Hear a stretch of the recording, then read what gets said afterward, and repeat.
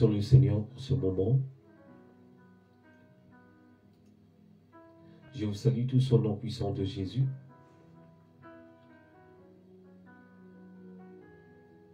Je salue toutes les personnes qui nous suivent à cet instant. Vous qui êtes connectés encore ce moment, que le Seigneur vous bénisse et qu'il vous accorde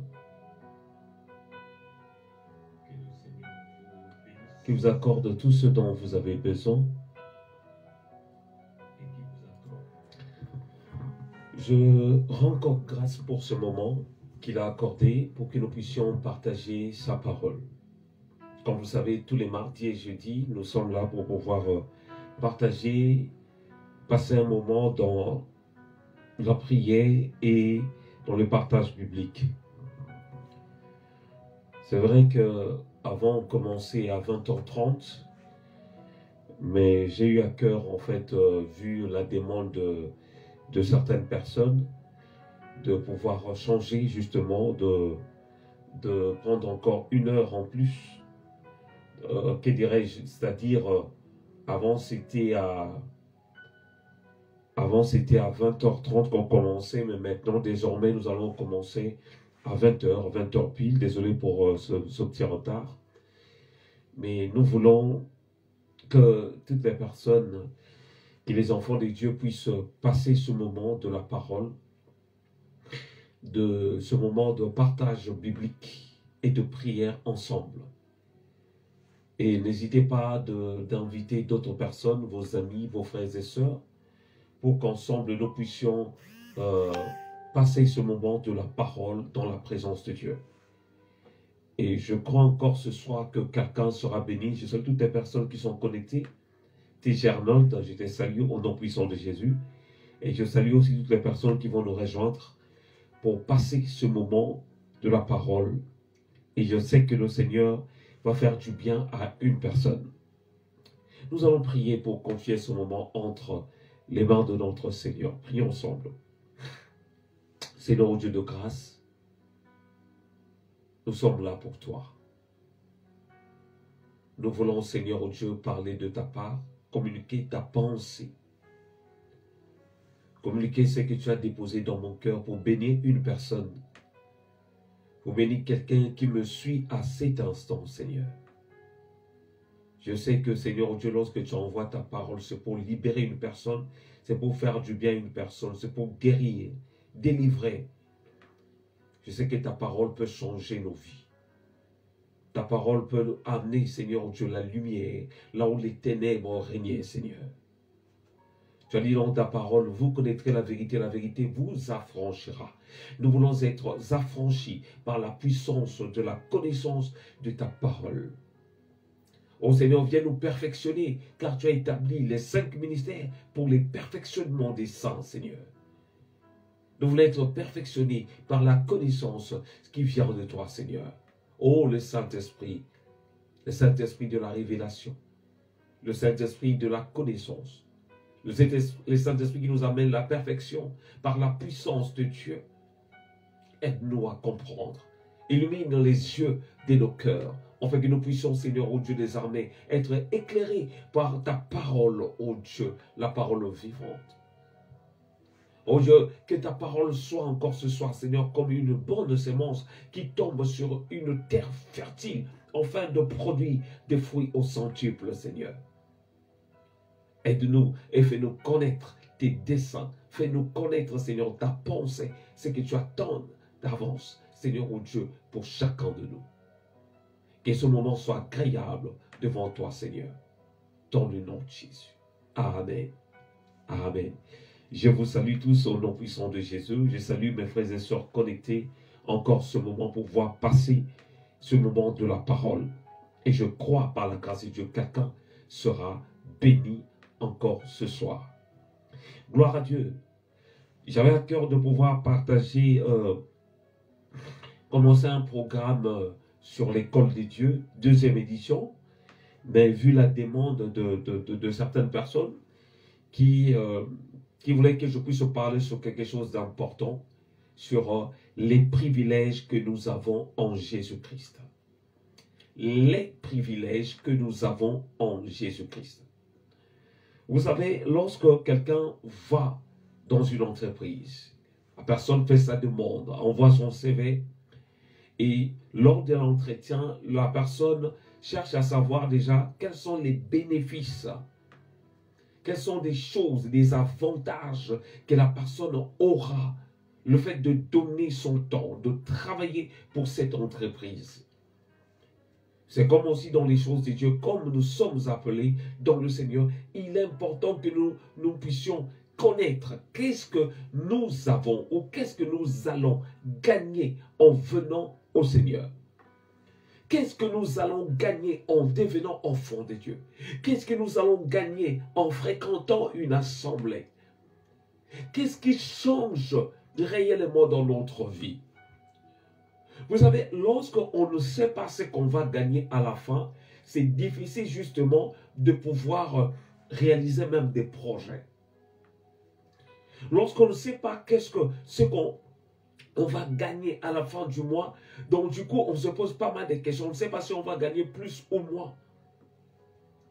C'est la raison pour laquelle lors de l'entretien par rapport à l'embauche, pour être embauché dans une entreprise, c'est le moment où, que dirais-je, l'employeur explique à l'employé justement qu'est-ce qu'il attend justement de son employé. Le patron, il essaie d'expliquer à la personne, tel que tu es venu ici dans mon entreprise, ton travail sera celui-ci. Tu dois travailler autant d'heures. Tu dois travailler pour gagner un salaire. Voilà ce que j'attends de toi. Donc, c'est-à-dire, le patron ou l'employeur attend quelque chose en embauchant quelqu'un dans son entreprise. Et il est aussi important que, comment dire, l'employé, la personne qui est employée dans cette entreprise, il est important qu'il puisse connaître qu'est-ce qu'il va gagner. Après avoir versé la sueur, après avoir passé son temps, même des heures dans cette entreprise, il est important que cette personne sache qu'est-ce qu'elle va gagner à la fin.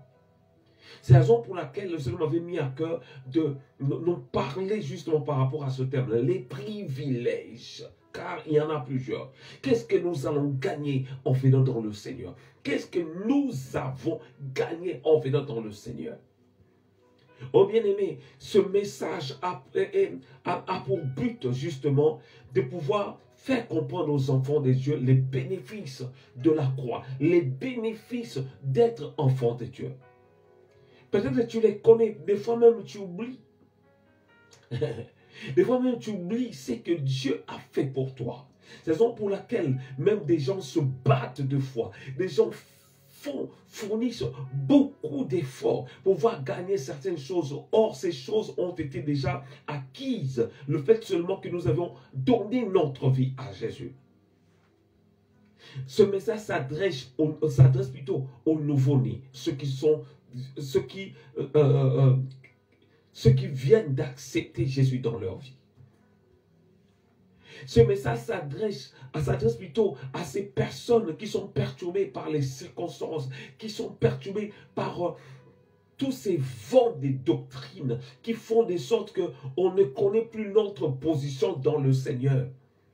Surtout dans ce monde actuel où tout se paye, où les gens payent pour avoir des bénédictions, où les gens doivent jeûner, faire des efforts pour gagner quelque chose. Et nous allons voir dans la parole de Dieu, qu'est-ce que la Bible dit là-dessus. Dans ce monde actuel où certaines femmes sont obligées de coucher avec leur pasteur pour avoir des enfants, pour avoir la fécondité dans leur vie. Est-ce que la Bible nous donne des instructions là-dessus? Est-ce que devons-nous, même si on est en stérile, coucher avec nos pasteurs, nos conducteurs pour avoir des enfants?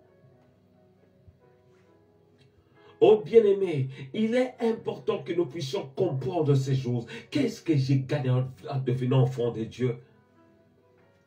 C'est pourquoi nous remarquons actuellement, il y a des gens qui sont dans le monde, qui viennent dans le Seigneur avec leur pratique, ce qu'ils faisaient avant même de venir dans le Seigneur. Pourquoi? Parce qu'ils n'ont pas la connaissance, raison pour laquelle il est écrit dans Osée chapitre 4, verset 6, la Bible dit, mon peuple périt faute des connaissances. C'est-à-dire, si nous n'avons pas la connaissance, nous risquons la perdition.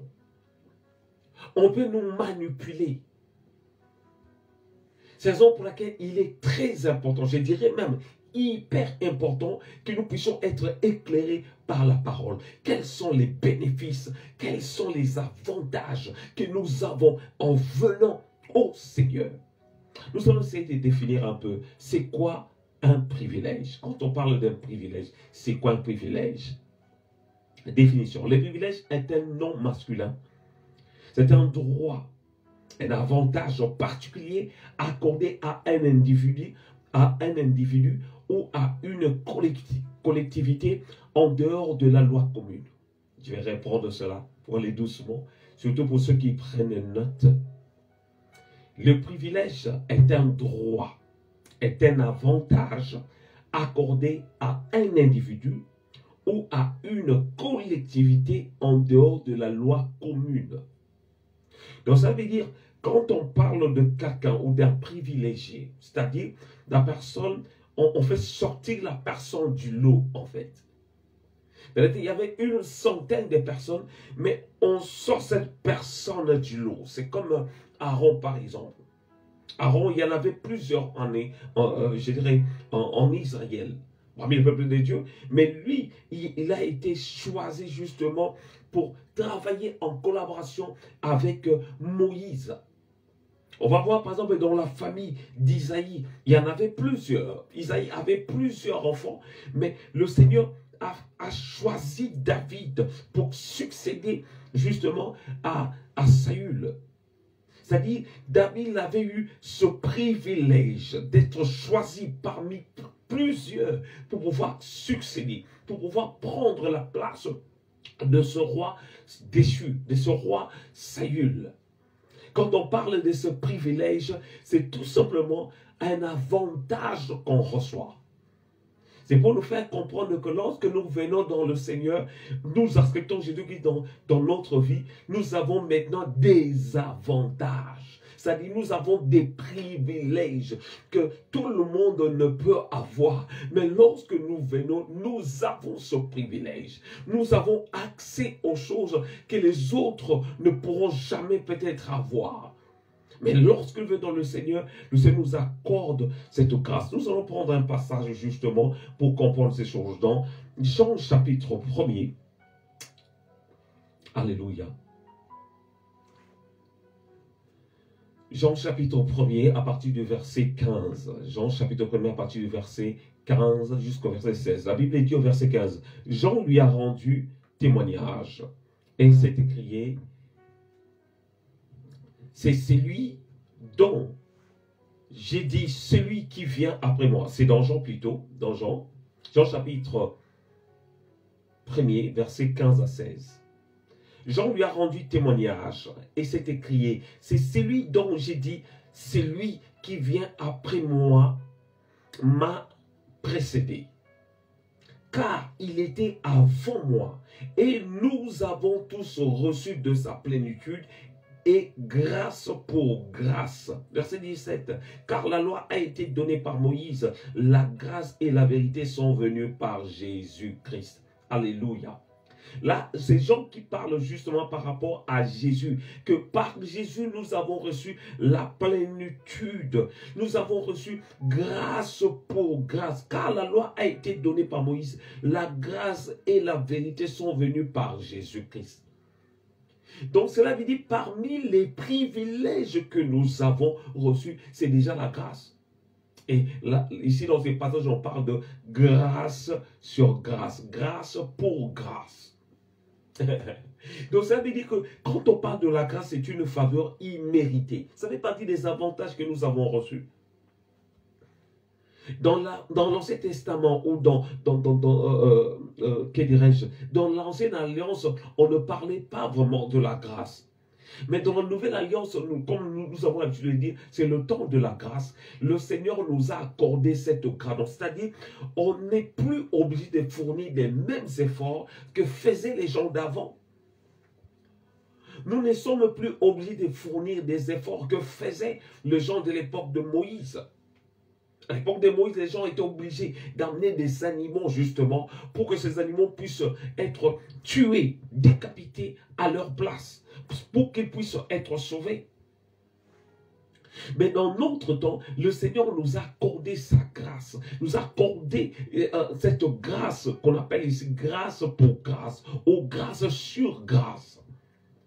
Que nous n'avons pas besoin de fournir beaucoup d'efforts pour obtenir ce dont le Seigneur a préparé pour nous. Nous ne sommes plus obligés de jeûner 40 jours pour que le Seigneur exauce nos prières. Nous ne sommes plus obligés de porter des sacs pour que le Seigneur puisse nous pardonner. Dans l'ancienne alliance, les gens le faisaient. Aujourd'hui, nous ne pouvons plus le faire. Pourquoi? Parce que quelqu'un est mort à la croix à notre place. C'est-à-dire, la grâce, le salut est gratuite. Le salut est gratuit. La grâce est gratuite. Le Seigneur a accordé à quiconque croit. Seulement le fait de croire, le Seigneur t'accorde sa grâce. Cette faveur imméritée. Cette faveur que tu ne peux obtenir par tes efforts. Le Seigneur te l'accorde. Oh bien-aimé, je viens juste pour dire à une personne, bien-aimé, même si tu traverses des moments difficiles, tu dois savoir qu'est-ce que le Seigneur t'a accordé, c'est une grâce. Déjà le fait d'être en vie, d'avoir le souffle de vie, c'est une grâce, parce que tu ne mérites pas cela. Il y a des gens qui ont beaucoup d'argent, qui cherchent à voir ce que toi tu as. Je bénis le Seigneur, il y a je crois 2-3 jours, j'ai discuté avec ma belle-sœur. J'ai senti, on était au téléphone, on parlait, j'ai senti la joie dans son cœur. Peu importe les circonstances qu'elle traverse actuellement, j'ai senti la joie dans son cœur. Elle m'a dit, j'ai rencontré Jésus, j'ai commencé à prier, j'ai commencé à fréquenter une assemblée. J'ai senti la joie dans son cœur parce qu'elle a rencontré Jésus. Je n'avais pas d'habitude de parler souvent avec elle du Seigneur. Mais là, je sentais quelque chose. C'est comme une lumière est venue dans sa vie qui a ôté justement les ténèbres de peur, les ténèbres j'appellerais ça même de l'incertitude dans sa vie. Mais le fait de venir dans le Seigneur, quelque chose de nouveau est arrivé dans sa vie.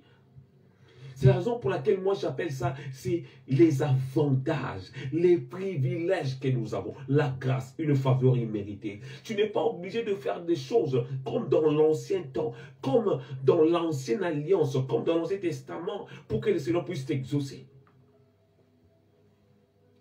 Avant, il y avait un lieu spécifique où les gens devaient aller pour que Dieu puisse leur exaucer. Les gens étaient obligés d'édifier une sorte d'autel pour que le Seigneur puisse exaucer, écouter leurs prières. Les gens étaient obligés d'aller au temple pour que le Seigneur puisse écouter leurs prières. Aujourd'hui, nous ne sommes plus obligés de faire comme au temps d'avant. C'est-à-dire, peu importe les lieux où je peux être, le fait seulement de crier à Dieu, le Seigneur m'entend. Quelle grâce! C'est ce que le Seigneur avait dit justement à cette femme samaritaine. L'heure vient, elle est déjà venue, où les vrais adorateurs adorent le Père en esprit et en vérité. Avant, c'était sur des montagnes où les gens se réfugiaient pour qu'ils soient exaucés. Dans les temples, dans les synagogues, pour chercher la face de Dieu. Mais maintenant, nous avons ce privilège de prier, peu importe le lieu. Oh, bien-aimé, je viens de dire à une personne qui est en prison, bien-aimé, même là où tu te trouves, le Seigneur écoute tes prières. Continue à prier. Même là où tu te trouves sur le lit de l'hôpital, bien-aimé, tu dois savoir que Dieu écoute tes prières. Ne dis pas que voilà, comme je ne suis pas dans une assemblée, le Seigneur n'écoute pas. Non! Le Seigneur écoute tes prières. Quelle grâce, quel privilège que le Seigneur nous a accordé. Les privilèges que nous avons en Jésus-Christ. La grâce. Nous allons parler de la grâce prochainement lorsque le Seigneur va nous accorder ce temps de pouvoir en parler. Nous avons la grâce. Quels sont les privilèges que nous avons en Jésus-Christ? Quels sont les privilèges que nous avons en Jésus-Christ? Qu'est-ce que nous avons gagné en venant à Christ? Qu'est-ce que nous avons gagné en acceptant Jésus-Christ dans notre vie? Qu'est-ce que nous avons gagné en donnant notre vie à Jésus? Qu'est-ce que nous avons gagné en abandonnant le monde? 1. Le changement d'identité.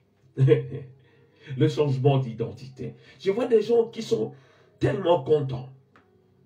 Quelqu'un qui vient en France sans papier, qui n'a pas le droit au travail, qui galère ça et là, qui doit se battre pour pouvoir s'en sortir, qui doit se battre même des fois pour trouver un foyer, un endroit où dormir. Ici en France ou en Europe, il y a des gens qui dorment dehors, tout simplement parce qu'ils n'ont pas, des fois, la couverture maladie, parce qu'ils n'ont pas de moyens pour pouvoir s'en sortir, ils n'ont pas d'argent pour pouvoir se payer une chambre peut-être. Ils n'ont pas ce moyen, ces gens galèrent. Vous voulez savoir combien, lorsque quelqu'un obtient sa carte d'identité, lorsque quelqu'un obtient, que dirais-je, un titre de séjour ici en Europe, comment la personne, c'est comme si tout est ouvert dans sa vie. C'est comme si toutes les portes qui étaient fermées s'ouvrent au-devant de lui. Quelle joie d'avoir une nouvelle identité, une identité qui peut nous ouvrir des portes au-delà des limites qui ont été tracées. La personne qui n'avait pas le droit de pouvoir travailler au sein d'une entreprise, malgré ses diplômes, les diplômes reçus en dehors de l'Europe, en dehors de la France, sont invalides. Tant que tu n'as pas de titre de séjour, tant que tu n'as pas de carte d'identité française ou la carte qui te donne accès de pouvoir travailler comme quelqu'un reconnu ici dans ce territoire. Mais c'est ce que le Seigneur fait justement pour nous. Lorsque nous acceptons Jésus-Christ dans notre vie, ce qu'il fait, il change notre identité. Nous allons voir ça dans la parole de Dieu, dans le livre de Jean, chapitre 1er, à partir du verset 12 jusqu'au verset 13. Je reprends.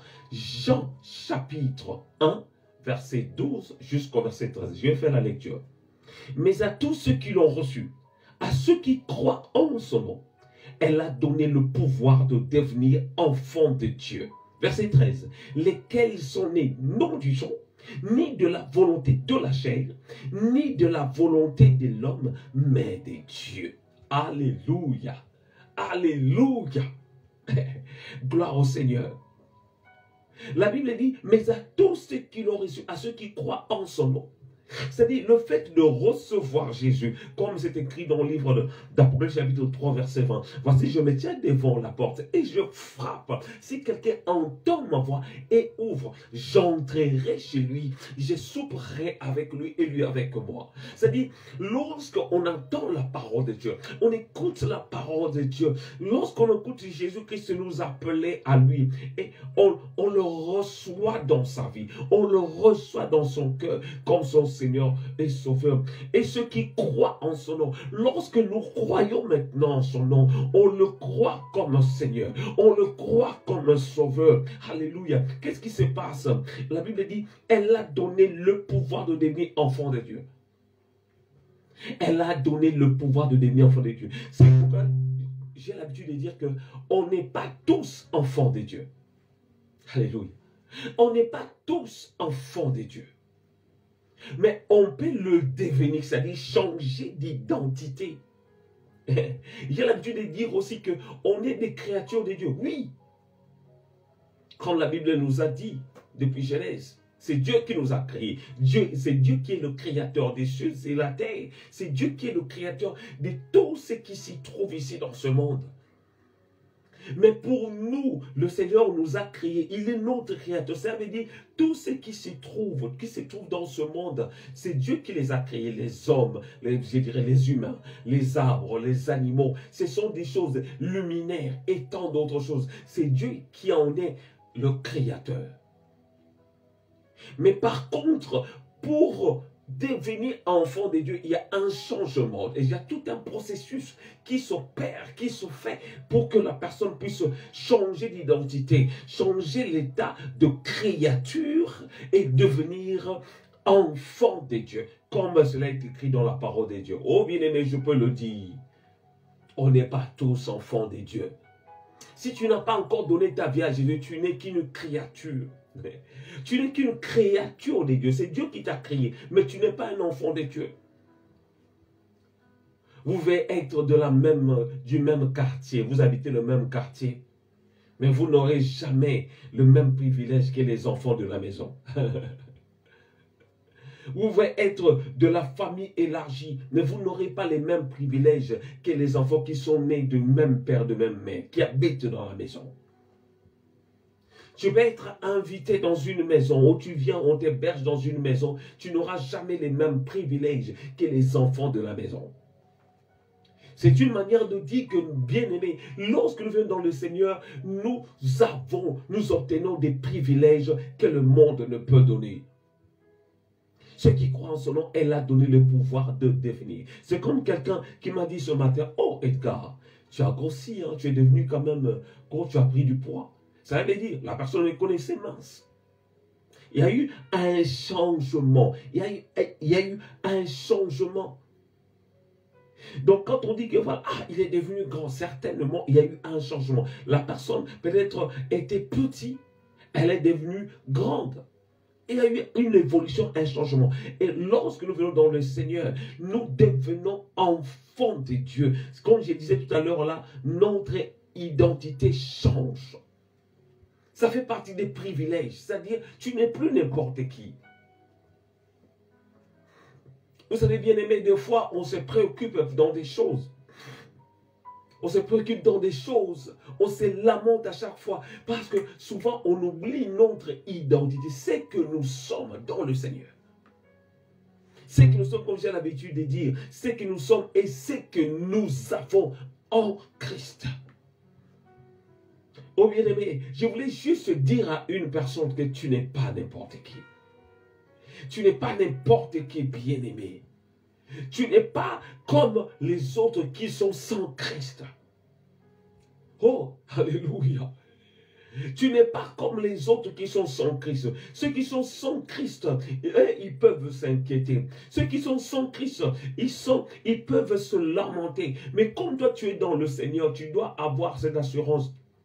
Surtout pour nous qui vivons ici en France, en Europe, nous connaissons l'importance d'avoir une carte d'identité française. Nous connaissons les avantages qu'il y a d'avoir un titre de séjour qui nous permet justement de pouvoir accéder dans le bureau où on ne pouvait pas avant, à travailler dans des endroits où on ne pouvait pas avant. Un sans-papier n'a pas le droit peut-être de travailler dans une entreprise et être payé mensuellement comme il faut, être reconnu au niveau de l'entreprise, au niveau de certaines choses.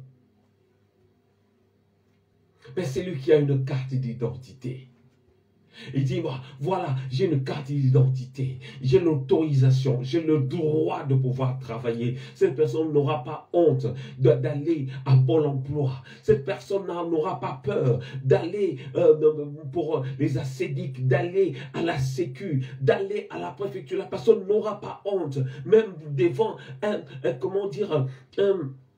propriétaire de la maison, cette personne n'aura pas honte. C'est de la même manière nous dans le Seigneur. Nous changeons notre identité. Pourquoi as-tu toujours peur des sorciers? Pourquoi as-tu toujours peur des démons?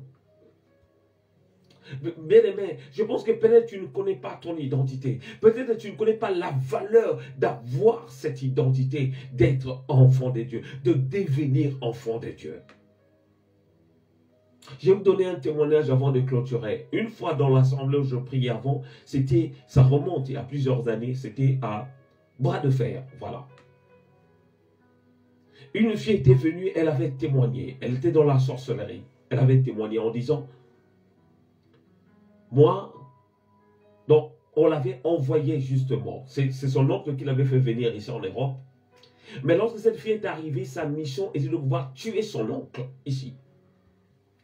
Mais cette fille n'arrivait pas à tuer son oncle tout simplement parce que la femme de son oncle priait. Son oncle ne priait même pas. Les choses de Dieu ne lui disaient absolument rien. Mais comme la femme de son oncle priait, alors cette fille n'arrivait même pas à tuer son oncle. Et ce jour-là, elle avait témoigné. Elle a dit, vous ne savez pas ce que vous avez, le fait d'être enfant de Dieu. Vous ne savez pas, c'est la raison pour laquelle des fois vous avez peur. Elle a dit, même après la réunion, certaines personnes auront du mal à me saluer, à me dire même bonjour. Tout simplement parce que j'ai témoigné que je suis sorcière. Cette fille, elle avait dit cela. Combien d'enfants de Dieu, combien de gens qui s'appellent des chrétiens, qui fréquentent des assemblées, qui ont peur des sorciers. À chaque fois dans leur prière, ils chassent les démons. Ils passent plus de temps à chasser les démons, à couper leur tête, à les dépouiller, à les envoyer le feu. Je ne sais pas comment. Ils passent plus de temps au lieu d'adorer le Seigneur. Combien de personnes le font? Tout simplement par peur d'être tué par un sorcier. Connais ton identité. Bien-aimé, pour ce soir, je vais m'arrêter là. C'était ce que le Seigneur avait déposé dans mon cœur, mais nous allons continuer le jeudi. Les privilèges que nous avons en Jésus-Christ. Qu'est-ce que nous avons gagné en donnant notre vie à Christ? Qu'est-ce que nous avons gagné en acceptant Jésus-Christ? Parmi ces points, je parlais de la grâce, un privilège, quelque chose, une faveur imméritée, quelque chose que nous n'avons pas gagné. Et là, je parlais que les changements d'identité, ce changement d'identité de l'état, en fait, de créature à l'état, justement, d'enfant de Dieu. Je ne pense pas qu'un enfant, si Macron avait un enfant, pouvait manquer quelque chose. Je ne pense pas. Je ne pense même pas à l'enfant des Tshisekedi peut manquer de quoi manger. Je ne pense pas. Et toi, tu es l'enfant du roi des rois. Tu es la fille du roi des rois, de celui qui règne dans les cieux, sur la terre et sous la terre. Celui dont la Bible dit que l'or et l'argent lui appartiennent. Celui qui dit un mot et la chose arrive. Je ne pense pas que Dieu peut te laisser dans le malheur. Je ne pense pas que Dieu va chercher ta destruction. Je ne le pense pas. Connais seulement ton identité. Et j'aimerais ce soir qu'on puisse aller auprès de lui comme des enfants en disant, Père, interviens dans ma vie. Père, interviens. Au lieu de passer des heures et des heures à chasser les démons. Nous allons incliner nos têtes pour pouvoir prier. Dieu est bon, Dieu est bon, Dieu est bon, il est bon pour moi. Dieu est bon, il est bon, Dieu est bon, il est bon, Dieu est bon, il est bon pour moi. Nous allons lever nos voix pour dire merci à Dieu par rapport à ce message. Les privilèges que nous avons en Jésus-Christ. Dis merci à Dieu là où tu es. Seigneur, je viens te dire merci pour cette parole. Je n'étais qu'un simple instrument pour pouvoir parler de toi ce soir. Seigneur, merci de nous avoir éclairés, d'avoir ôté, Seigneur, cette obscurité, ces ténèbres qui nous ont empêchés de pouvoir comprendre les mystères de ta parole, ô Dieu. Merci Seigneur, au Dieu des armées, de nous avoir éclairés, Seigneur, par ta parole, ô Dieu. Tu nous as parlé des privilèges que nous avons en Jésus-Christ, Seigneur, ô Dieu. Ce soir, Seigneur, ô Dieu des armées, Seigneur, nous avons compris que nous avons des avantages, Seigneur, ô Dieu. Nous avons des privilèges en te donnant notre vie. Nous avons des privilèges en acceptant Jésus-Christ dans notre vie. Nous avons compris cela ce soir, ô Dieu. Raison pour laquelle nous te disons merci pour cette parole, pour cet enseignement qui nous a aidés, qui nous a fait tellement du bien. Maintenant, Seigneur, ô Dieu des armées, cela nous a poussé à avoir plus de confiance en toi, Seigneur. Comme un enfant sait toujours que son père va faire le nécessaire pour qu'il puisse avoir à manger. Même un bébé, lorsqu'il a faim, il pleure. Il sait que sa mère va lui donner de quoi manger. Oh Seigneur, oh Dieu, nous voulons te voir comme quelqu'un qui est capable de nous donner tout ce dont nous avons besoin, oh Dieu. Combien de fois nous avons accouru, Seigneur, oh Dieu, après des richesses, après des choses de ce monde. Seigneur, au lieu de nous confier à toi, Seigneur, nous avons tourné nos regards vers, Seigneur, oh Dieu, les hommes de ce monde. Comme David dira, j'élève mes yeux vers les montagnes, mais d'où me viendra le secours? Oh Dieu de grâce, maintenant, Seigneur, nous avons, Seigneur, oh Dieu, nous avons compris que tu es notre Père et nous sommes tes enfants. Nous voulons désormais, oh Dieu de grâce, fixer nos regards vers toi, notre Père, toi qui as la solution dans toutes choses, toi qui peux changer de l'eau en vin, toi qui peux changer le misère, Seigneur, au Dieu, en bonheur, toi qui peux changer, Seigneur, au Dieu, la galère, Seigneur, à la richesse, toi qui peux essuyer nos larmes, ô Dieu des armées, et à nous accorder le bonheur, la joie parfaite qui vient de toi, ô Dieu. Oh, merci pour ce moment. Merci pour ta grâce, Seigneur. Merci pour ton amour qui est tellement immense. Merci pour ta bonté, Seigneur. Merci pour tes bienfaits, comme tu le fais. Tu le fais toujours pour notre bien. Tu le fais toujours, Seigneur, oh Dieu, pour que notre joie soit parfaite. Tu le fais toujours pour que nous puissions aller de l'avant, oh Dieu. Merci pour ta grâce. Oh nom de Jésus. Bien-aimé, nous allons maintenant prier. Là où tu es, tu vas dire à Dieu, tu vas adresser la parole en étant un enfant, en disant, en l'appelant justement Père. Nous allons prier à Dieu comme notre Père. Si Dieu est notre Père, nous pouvons tout lui dire, tout ce dont nous avons besoin. Nous voulons lui présenter nos requêtes, nos problèmes. Nous pouvons les lui adresser. Et lui, il est capable de nous répondre et de venir à notre secours. Prions. Seigneur oh Dieu, je viens ce soir devant toi, mon Père. Je sais, Seigneur, oh Dieu, que je suis ton enfant. Je sais qu'un enfant, il a droit à beaucoup de choses auprès de son Père.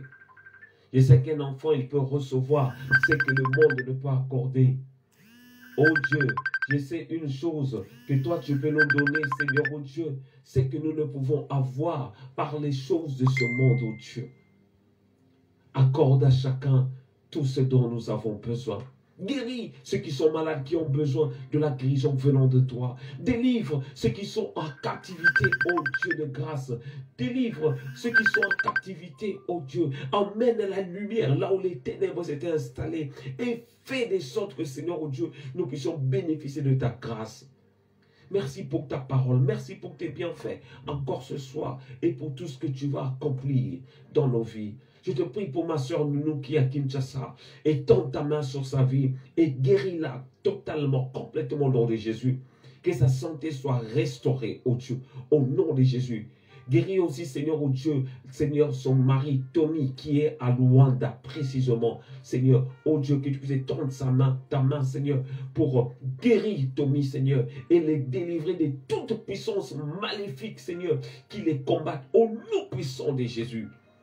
Je te prie, ô Dieu des armées, Seigneur, pour nos familles, pour Sophia, à Kinshasa, Seigneur. Je te prie pour Lydie Luanda, Seigneur, ô Dieu, pour que tu la restaures. Je te prie, Seigneur, mon Dieu, mon roi, pour toutes ces personnes qui ont besoin de ton secours, ça et là, Seigneur. Je te prie pour ma soeur Scola, qui a besoin que tu puisses intervenir dans sa vie. Interviens, papa, pour son voyage. Je te prie, Seigneur, mon Dieu, mon roi, pour mon frère Yaya, Seigneur, qui avait besoin que tu puisses intervenir dans sa vie. Interviens au nom puissant de Jésus. Je te prie en faveur de toutes ces personnes qui ont besoin de ton aide, Seigneur. Je te prie pour ma belle-sœur Dembo, Seigneur, mon Dieu, mon roi, que tu puisses intervenir dans sa vie. Elle qui a besoin, Seigneur, de ton secours, par rapport à sa vie, par rapport à sa famille. Interviens dans la vie de ma soeur Dembo, au nom puissant de Jésus. Seigneur, que tout ce qui n'est pas de toi tombe au nom de Jésus et que ta grâce abonde au nom de Jésus.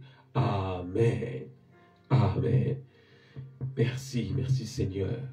Je bénis Dieu pour ce moment et je vous salue tous, vous tous qui étaient connectés encore ce moment-ci pour pouvoir écouter la parole de Dieu, passer ce moment avec moi. J'ai été qu'un simple soin pour pouvoir vous parler de ce thème, les privilèges que nous avons en Jésus-Christ. Je crois que nous allons nous revoir ce jeudi, toujours à la même heure. Désormais, ça sera à partir des 20 h. Nous commençons notre programme et je crois que Dieu fera du bien à une personne.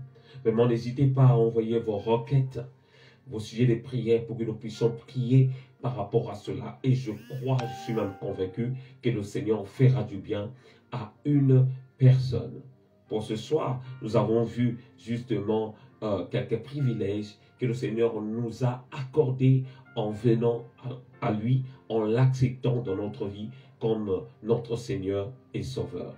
Que le Seigneur vous bénisse. C'était votre serviteur l'évangéliste Edgar Kongolo et je vous fixe rendez-vous ce jeudi à partir de la même heure de 20 h. Nous commençons notre programme et les dimanches également à 8 h. Désormais, tous les dimanches matin, nous aurons notre programme Parole de grâce pour pouvoir communiquer la pensée de Dieu. Que le Seigneur vous bénisse et je vous souhaite une très bonne soirée dans la présence du Seigneur. Bye bye.